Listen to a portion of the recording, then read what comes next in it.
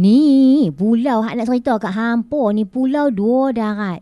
Pulau Dua Darat ni sebahagian daripada gugusan Pulau Dua, iaitu dua pulau kecil yang terletak di sebelah timur Pulau Dayang Bunting. Gugusan ni sebenarnya terdiri daripada dua pulau utama dan satu bonggoi kecil yang timbul dari laut tu.